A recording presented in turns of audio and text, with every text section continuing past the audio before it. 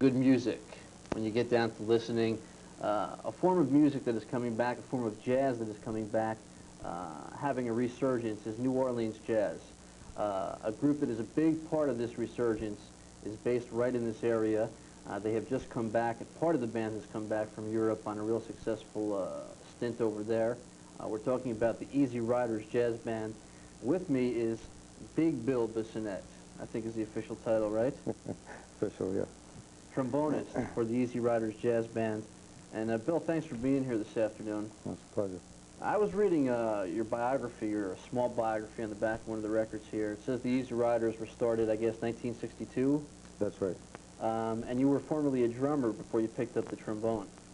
Yes, I played drums in swing bands and more modern type jazz bands until I got interested in New Orleans jazz, and then I switched to trombone. What made you get interested in New Orleans jazz? I mean, when did you first hear it? How did you get hooked on it? Well, actually, I had met a fellow who was playing in my swing group who was more interested in New Orleans jazz, and he virtually forced me to listen to some of the older types of jazz, and the more I listened to him, the more I began to appreciate, the quality of the music, despite the inferior sound quality of some of the records from the 1920s, Now, this is a music that goes back a long ways, as you just mentioned, and you talk about swing music. Is this probably the earliest form of jazz there was in this country, or...? Yeah. This goes back into the 1880s, 1890s, when jazz first got started. And during the 20s was the top 40 type music of the 20s. These were the hit parade songs of the 20s. Right. A lot of jazz enthusiasts, I don't even think, consider swing jazz by their standards, probably more pop music than anything, right? It depends on the band. Some of the bands, like Benny Goodman's, were considered very good jazz bands. The Glenn Miller type bands were considered dance bands and not really jazz bands. Okay, let's talk about the New Orleans jazz. And as a music listener, I hate to put music into specific categories, and I know a lot of musicians don't like to do that either. But is there a difference between Dixieland, New Orleans jazz, the Preservation Hall Jazz Band is what comes to mind when I think of New Orleans jazz. They are a New Orleans jazz band. The basic difference between what I would consider a New Orleans type jazz band and a Dixieland band is that the original New Orleans jazz bands played a black music. It was of the black people, and it was a rougher type of music. The Dixieland music was a commercialization of jazz, and generally isn't considered jazz by most of the people who are in jazz. It would be Pete Fountain, stuff like that. That's right. Yeah, exactly. So it's the more commercial type. Al Hurt. Right. I knew Al Hurt before he had a beard, and when he was still playing what we would call jazz. But as he became more commercialized, he went more into the Dixieland field, more arranged, less feeling. And the original is really where you get the feeling and the way the music got started. Yeah. Do you guys perform your own original music, the Easy Riders, or do you do covers of old New Orleans jazz tunes? The tunes are old. We do more up-to-date arrangements where we feel New Orleans jazz would have gone had those fellows lived. The fellows that originated the music lived into today's age. So the songs are those, but the arrangements are more up-to-date. Right, modern updated versions. Who are some of the big names, old New Orleans jazz, the all-time greats you would think of? Of course, the one that comes to everybody's mind is Louis Armstrong, but there were many others in that period. Punch Miller, Bunk Johnson, George Lewis, many of those. And some of those in their later years we recorded with during the 60s. George Lewis, Kid Thomas, Punch Miller, we recorded with all those fellows. A name that comes to my mind, he might not be from this jazz era, but I'll bring him up. Bix Beiderbecke, was he a New Orleans jazz player? No. Bix was perhaps the first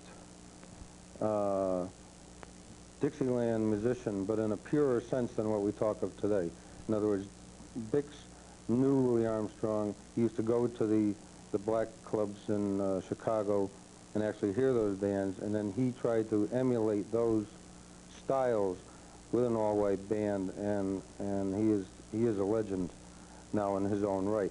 But he was perhaps the first white band to really get a jazz field and start popularizing the music, because at that time, of course, black music was called race music, and it wouldn't get airplay or any of the type of things that, you know, would today under our changed rules of society. Sure, there's, as a matter of fact, I can recall learning about swing music, where there were a lot of great black swing bands that never really got any recognition or airplay simply because they couldn't get radio airtime or commercial time on radio or magazines, or never really got any exposure at all. Absolutely. The bands that broke through that barrier, some of the bands you're referring to were bands like Chick Webb's and Jimmy Lunceford. The bands that broke through that barrier basically were the Duke Ellington Band and the Count Basie Band. And Goodman was perhaps, Benny Goodman was perhaps the first to have a mixed group when he brought Lionel Hampton into his quartet. And jazz may well have been the first part of America to be fully integrated, because it's, you know, it's just such a natural integration, where it was years later when sports and, you know, and even the military services and stuff were integrated. Even back in the 30s, the blacks and whites were playing jazz together. Tell us about the Easy Riders now, the guys in the band. You just come back from Europe. You were working over there. Tell us a little bit about what was going on there. Yeah, well, I had been in the Easy Riders band. I started it back in the 60s. I retired from playing in 1969 and just started playing again last year. So this is really basically a new band, although it has a couple of the fellows who played in the 60s. Bob Lesbragato, who's a local jazz DJ, plays drums with us. Bob Schuh is a piano player. Paul Bemke is the reed man, and he went with me to France last month. And Jim Tatunjan is the bass player. All right, you're going to play a little tune for us. I guess we'll do this now, and we'll come back and talk a little bit more. What are you going to play for us? What are we going to hear? This is just this number is just a basic B-flat blues, which is really the basic jazz statement. This particular one is not even one of our own recordings, because all of ours have the full band, including myself on trombone. I wanted something that was just piano, and this was Fats Waller, made back in the 1930s, just playing the B-flat blues on piano. All right, Ruben, our maestro, is going to hit it back in the control room, and we're going to hear Big Bill Bissonnette here on trombone, doing a Fats Waller composition for us.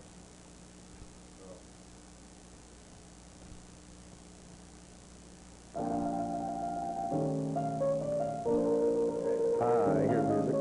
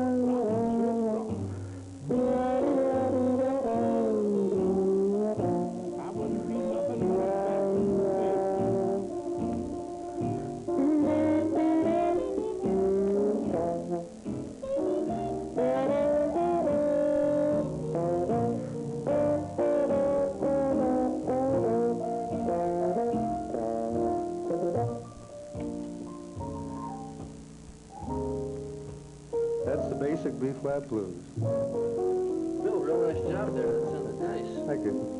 You're known as an open horn player. Is that the proper definition as what I read here on the back of the albums? Well, open horn basically means not using the mutes. Actually, I use quite a few mutes. But when they refer to open horn playing is when you just sort of get up there and just sort of blow the walls down, which is what I've been known for. We have some copies here of albums that came out like in the 1960s, and these are out of print from what you tell me. If you just show a couple of them here, this is the Easy Riders Jazz Band. My Life Will Be Sweeter Someday. It's tough to see, but we have another one here, which is Bill Bissonnette, Bob Fargo, Bill Connell, Easy Riders Jazz Band, New Orleans Jazz Uptown Suite, Red Wing, and this one last one, George Lewis and the Easy Riders Jazz Band. So these are a number of older albums that you played on.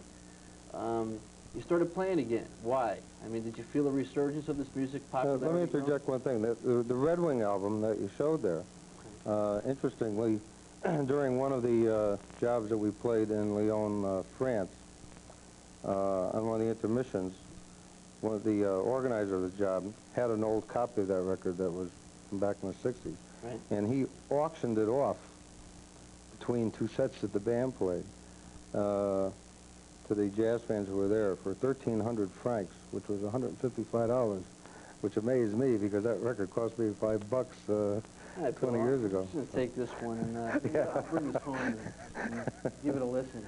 But they do. They auction many of these old records in France up to as much as $400 a piece. You were telling me on the telephone we were talking that you were surprised at the popularity that you had over there and the interest in your music.